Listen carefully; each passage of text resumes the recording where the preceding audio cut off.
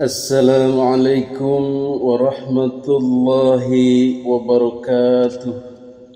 Innal hamdalillah wassalatu wassalamu ala Rasulillah Muhammadin ibni Abdillah wa man tabi'ahu wa mawala, amma ba'du. Hadirin para netizen yang dimuliakan Allah Subhanahu wa ta'ala. Hari ini kita akan mengambil ibrah, mengambil pelajaran, mengambil hikmah dari apa yang terjadi di sekeliling kita. Pada kesempatan ini kita akan mengambil pelajaran daripada kejadian politik yang dialami negara lain atau bangsa lain. Kejadian politik ini bukan hanya sebatas berita yang menjadi konsumsi atau hiburan kita, tetapi harus benar-benar direnungi, benar-benar dihayati. Oh, itulah yang terjadi kepada bangsa lain, kepada negara lain. Itulah kehancuran yang dialami bangsa lain, malapetaka yang dialami bangsa lain, permusuhan yang dialami bangsa lain, peperangan yang dialami bangsa lain, dan segala macam nestapa, kesusahan, kesulitan, penderitaan yang menyertainya. Ini yang harus kita pikirkan dalam-dalam. Ya, memang perang dilihat dari kita, dari negara kita, oh kasihan amat, dar-der-dor, bom meledak di sana sini, orang-orang berlarian, orang-orang pegang senjata. Cuman sebatas itu saja. Kita belum bisa masuk lebih dalam lagi, menjiwai dalam perang itu. Ternyata apa yang terjadi di dalam, ya kita rasakan bagaimana seorang anak kehilangan ayahnya. Ayahnya mati ditembak atau ayahnya terbunuh, rumahnya hancur, betapa sedihnya. Seorang ayah yang kehilangan anaknya yang masih kecil-kecil, yang masih lucu-lucunya tewas ditembak musuh atau diberondong senjata di depan matanya, atau anak-anaknya diambil paksa, diculik dan lain sebagainya. Bagaimana ibu menyaksikan anak-anaknya tewas, menyaksikan suaminya dibunuh di depan matanya dan lain sebagainya. Dan peristiwa-peristiwa itu akan menjadikan luka yang sangat mendalam, bahkan dendam di kalangan warga yang ada permusuhan antar sesamanya. Karena di sana itu adalah perang saudara. Kok saudara bisa berperang? Ya, karena beda pendapat, beda pilihan politik. Yang satu dukung pemerintah, yang satu dukung pemberontak. Akhirnya dalam keluarga atau masyarakat itu kubu-kubuan. Kalau kita sih kubu-kubuan di pilpres itu beres dengan saling menyindir atau saling mengumpat lah, paling parah ya mencaci maki atau memfitnah. Tetapi di sana diselesaikan dengan senjata, ya harus mati salah satu. Na'udzubillahi min dzalik.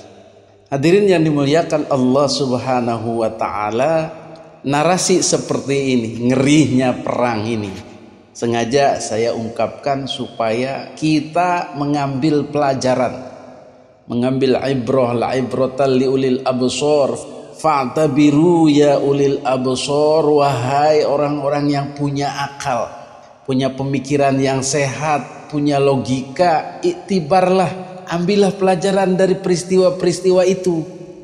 Jangan bebal, jangan diam saja, jangan seolah-olah tidak akan apa-apa.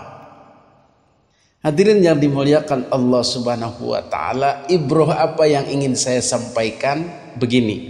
Perang di Suriah itu adalah perang saudara. Berawal dari perbedaan ideologi politik dan agama. Jadi pemerintahan itu berjalan hasil iri hati dan dengki. Oh, si anu kelompoknya Islam anu, misalnya Syiah kok memimpin negara, bisa kacau negara ini, bisa jadi Syiah semua kita, bisa dibantai semua kita yang Sunni ini. Itu yang dihembuskan. Jadi jika sebuah elemen bangsa, sebuah kelompok, katakan agama memimpin, maka dihembuskanlah isu bahwa agama lain akan dimusnahkan atau akan dipersekusi atau akan dihabisi. Jika suku tertentu memimpin suatu bangsa atau negara, maka dihembuskanlah isu suku-suku lain akan dihabisi, akan dimusnahkan, akan ditekan, akan diintimidasi.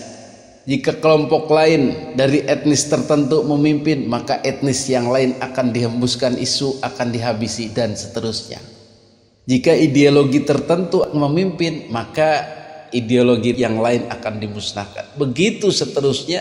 Pemimpin yang diangkat itu tidak ada yang sami'na wa ata'na, tetapi penuh ketidakrelaan dan menunggu suatu masa, suatu hari, mengendap-endap untuk menjatuhkan pemimpin itu. Itu yang terjadi di Arab sana, di Timur Tengah sana, di negara-negara Islam sana yang kacau balau itu. Kenapa? Karena mereka tidak punya konsepsi kepemimpinan ala Indonesia. Prinsip kepemimpinan ala Indonesia itu, terutama dari pemimpinnya, adalah pantang berkuasa dengan mengorbankan rakyat, menjadikan rakyat berdarah-darah hanya demi kekuasaan. Jadi pemimpinnya jarang yang goblok juga, jarang yang rakus kesetanan kuasa. Kalau sudah tidak dikehendaki, ya mundur, seperti Pak Harto. Tetapi di Suriah rezim seperti Bashar al-Assad itu segala macam cara digunakan untuk melanggengkan kekuasaan dan menjalankan kuasa dengan seenaknya. Jadi dua-duanya goblok, pemimpinnya goblok, warganya goblok. Ya udah, jadinya kacau perang. Bersyukurlah kita hidup di Indonesia. Jadi di Indonesia itu negara kesatuan Republik Indonesia, tidak berdasar agama, siapapun boleh tampil memimpin dan tidak ada dendam-dendaman, tidak ada kekhawatiran akan dominasi kelompok itu. Apakah itu berdasar agama, suku, bangsa, ras, dan semuanya. Tidak ada. Tetapi di Timur Tengah tidak ada remnya, blong. Itu yang pertama mengenai masalah kepemimpinan yang dicurigai. Sehingga orang-orang di bawah ini, bila mana si A memimpin, maka si B yang di bawah ini kasakusuk. Yuk kita gulingkan. Ini pemimpin bahaya, jangan didukung, karena akan memusnahkan kita, menghancurkan kita. Contoh di Suriah tadi, pemimpinnya Syiah, maka kita harus keluar dari penjajahan Syiah, harus berhasil memimpin di negara ini, mengalahkan Syiah itu. Maka disusunlah sebuah rencana menggulingkan pemerintah. Dengan isu apa? Isu agama, karena beda aliran. Hadirin yang dimuliakan Allah Subhanahu wa ta'ala, maka kelompok-kelompok tadi yang ingin menggulingkan pemerintah semakin besar, semakin banyak berkampanye di wilayah itu. Padahal pemerintahan yang sah itu ada, tetapi dia tidak menganggap. Dia tidak mengakui, dia tidak sami'na wa ata'na, dia tidak rela. Kemudian akhirnya menghasut, memprovokasi, mengajak warga-warga lainnya untuk tidak mengakui pemerintahan itu dengan doktrin-doktrin tadi itu. Mereka bukan satu aliran, mereka akan menekan kita, mereka akan mengintimidasi kita, bahkan mereka akan memusnahkan kita. Kita harus bangkit. Itu Islam podo Islami. Islam sesama Islam, karena hanya beda aliran saja. Maka kemudian hasil hasutan ini, satu persatu masyarakat mulai beralih memihak kepada si penghasut itu, si pemberontak itu. Dan ternyata usaha-usaha mempengaruhi itu tidak hanya terjadi di kalangan bawah, tetapi ada infiltrasi kepada orang-orang pemerintahan, infiltrasi kepada militer, infiltrasi kepada lembaga-lembaga di luar pemerintahan. Merangsaklah begitu, semua dipengaruhi. Sehingga pada akhirnya orang-orang yang goyah hatinya, yang tadinya sami'na wa ata'na, mengakui pemerintahan yang sah, tetapi karena dihasut-hasut, dibujuk-bujuk untuk memihak mendukung kepada pemberontak, maka akhirnya mereka pun banyak yang memihak kepada pemberontak. Dengan alasan apa? Dengan alasan mereka berjuang menegakkan Islam yang benar. Jadi dalam misi pemberontakan ini juga dihembuskan isu-isu pemerintahannya tidak benar, tidak Islam, pemerintahannya korup, pemerintahannya zolim, pemerintahannya seperti kafir dan lain sebagainya. Itu biasa dalam propaganda. Banyak bumbu-bumbunya yang menyesatkan, yang menjadikan orang itu tanpa ragu memihak kepada pemberontak. Hadirin yang dimuliakan Allah Subhanahu wa taala, di Indonesia rumusnya itu gampang saja. Pemerintahan yang sah. Pemerintahan yang sah, dipilih secara sah, diakui secara sah oleh sistem yang ada. Tetapi pemerintahan dalam tanda kutip yang sah ini juga masih bisa diakalin. Itu kan hasil curang, itu kan hasil zalim, itu kan hasil rekayasa. Dan ini sebenarnya tidak terbukti, hanya propaganda saja, hasutan kepada masyarakat. Hadirin yang dimuliakan Allah Subhanahu wa taala, kembali lagi tadi kepada Suriah. Jadi pemberontak ini dengan tanpa lelah, tanpa henti mempropaganda masyarakat, menghasut masyarakat untuk sama-sama berjuang melawan pemerintah yang sah. Akhirnya dukungan tambah meluas, tambah meluas, tambah meluas. Dan masyarakat ini mau saja karena dibujuk. Kita perang, kita lawan demi harga diri kita, demi perjuangan kita. Negeri yang sebelumnya aman, damai, tentram, hanya karena beda aliran tadi, beda pandangan politik tadi, diajak-ajak oleh pemberontak itu untuk melawan, untuk perang lah begitu. Pada saat ngomong begitu memang belum terjadi peperangan itu, enteng saja, kita lawan, kita lawan, kita lawan, seperti film. Tetapi pada akhirnya, pada kenyataannya, setelah perang terjadi, apa yang bisa kita lihat? Ya, kehancuran tadi itu di depan sudah dinarasikan. Negeri hancur, rumah-rumah hancur, fasilitas umum, rumah sakit hancur, jalan-jalan hancur, terkena bom, terkena rudal dan lain sebagainya. Dan yang lebih parah lagi, jiwa-jiwa hancur, keluarga hancur, anak kehilangan orang tua kehilangan anak, saudara kehilangan saudara lainnya, entah di mana berantakan. Belum lagi kesulitan pangan, belum lagi kelaparan dan lain sebagainya. Masya Allah, tidak terbayangkan.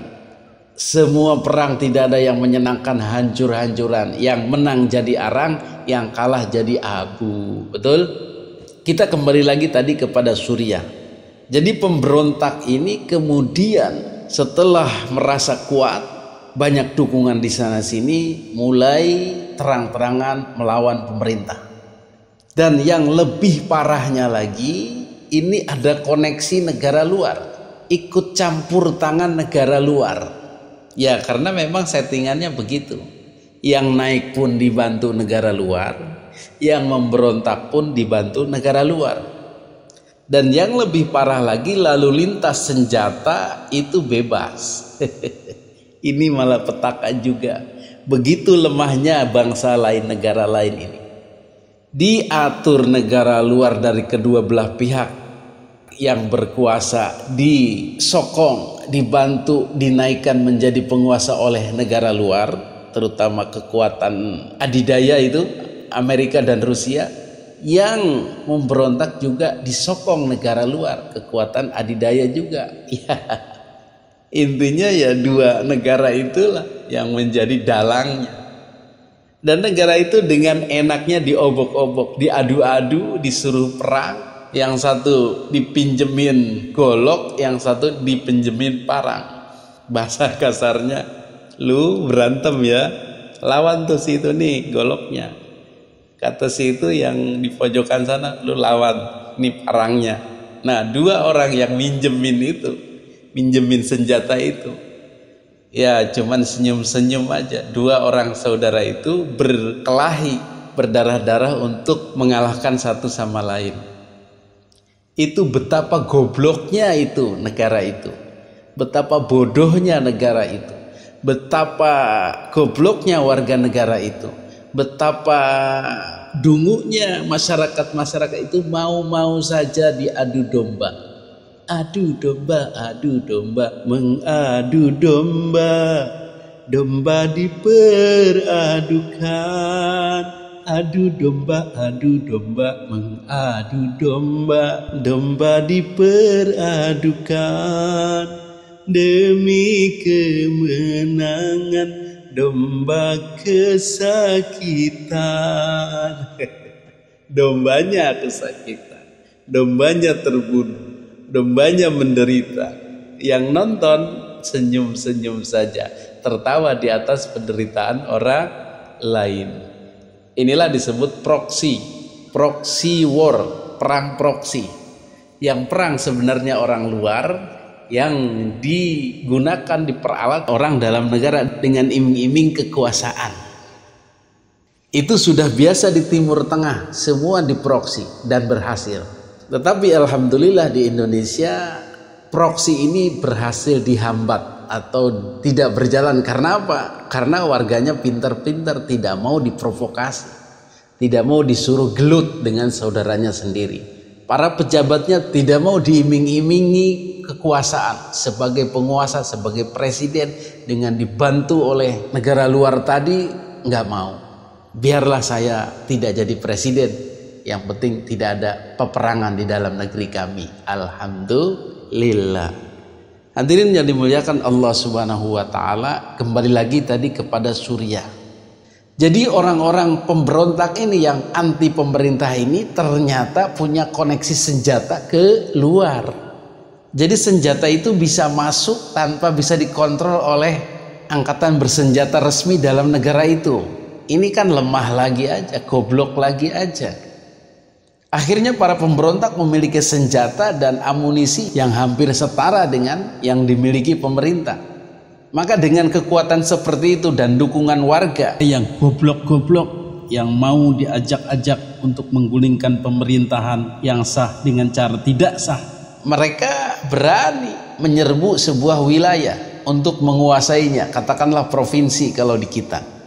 Jadi contoh, ini mah contoh ya, misal HTI kan selama ini hanya propaganda anti pemerintah mulut dan berusaha mengadakan pengajian-pengajian yang isinya anti pemerintah, melawan pemerintahan yang tidak islami, mendirikan negara Islam lah begitu, mengganti presidennya, mengganti menteri-menterinya nanti, mengganti gubernur-gubernurnya dengan orang-orang Islam HTI semuanya. Itu kan cuma wacana kalau di Indonesia. Tetapi kalau di luar tidak hanya ngomong, tapi pegang senjata. Ada paramiliternya, ada sayap-sayap militernya bergerak. Latihan-latihan perang sudah dilaksanakan di hutan-hutan. Maka dengan kekuatan senjata ini, misalnya HTI tadi di sebuah provinsi yang masyarakatnya sudah rata-rata mendukung, pemerintahannya mendukung, ikut HTI misalnya, ya gampang saja.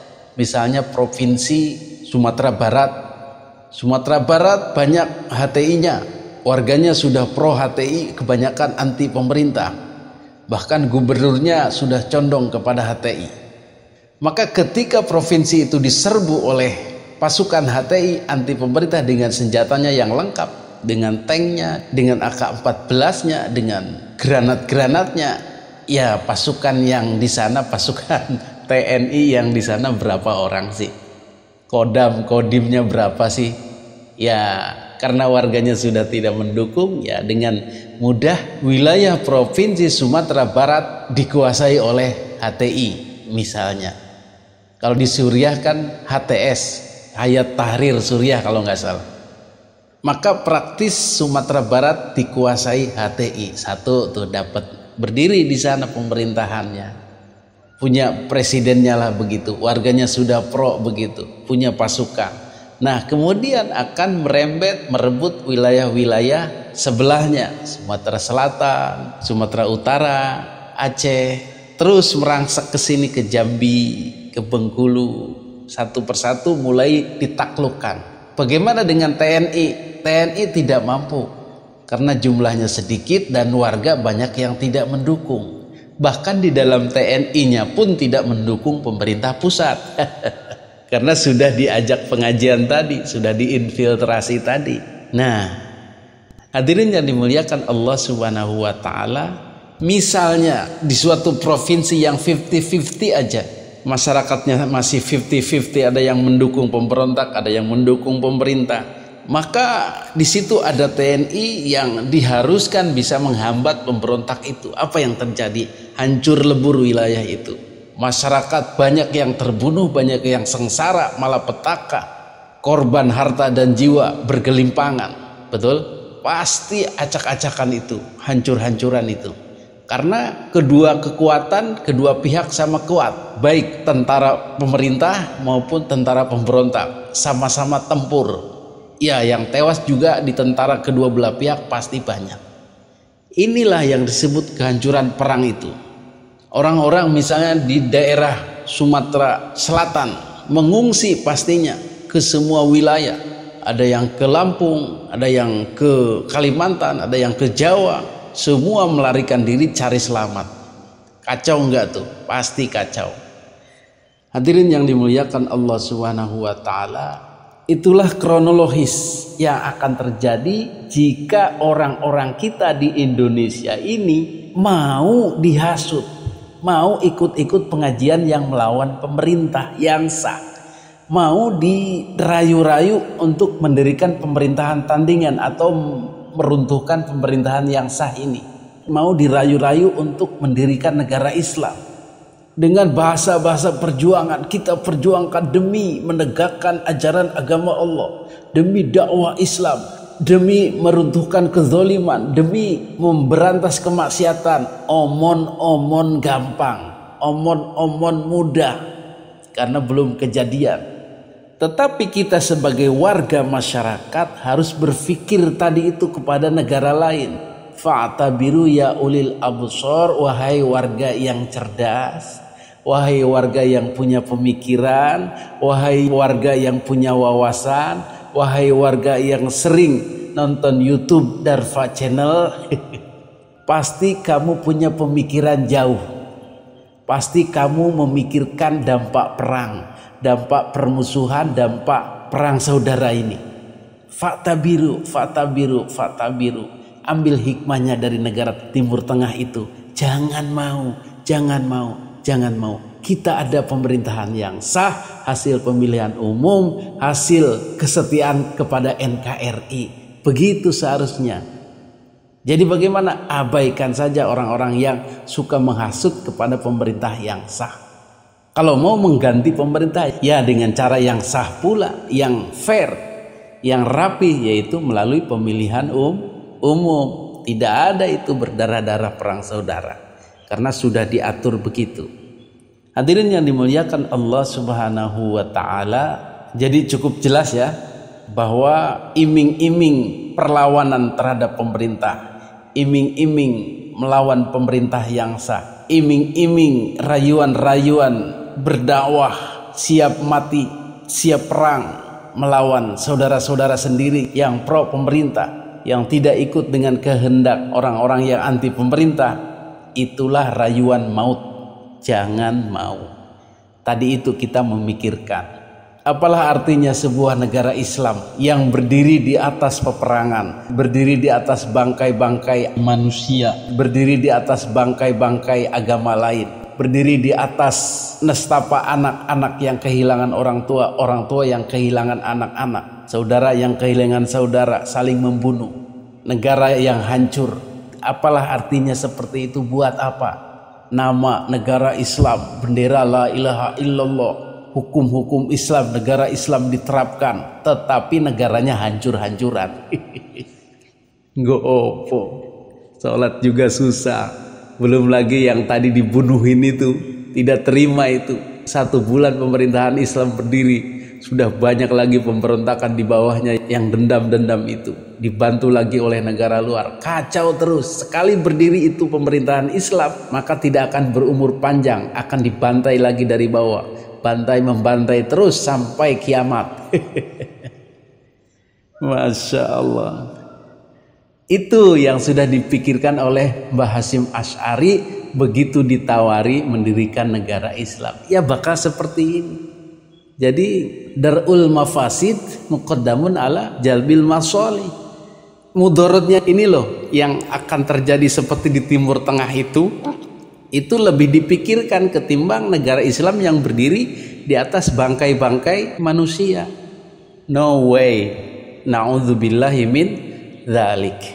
Demikianlah pengajaran kita hari ini. Mudah-mudahan kita faham bagaimana bernegara yang baik, yang sudah rapi diatur oleh ulama ini. Mudah-mudahan kita semua diselamatkan dari kehancuran dan peperangan. Adanallahu wa iyyakum ajmain. Assalamualaikum warahmatullahi wabarakatuh.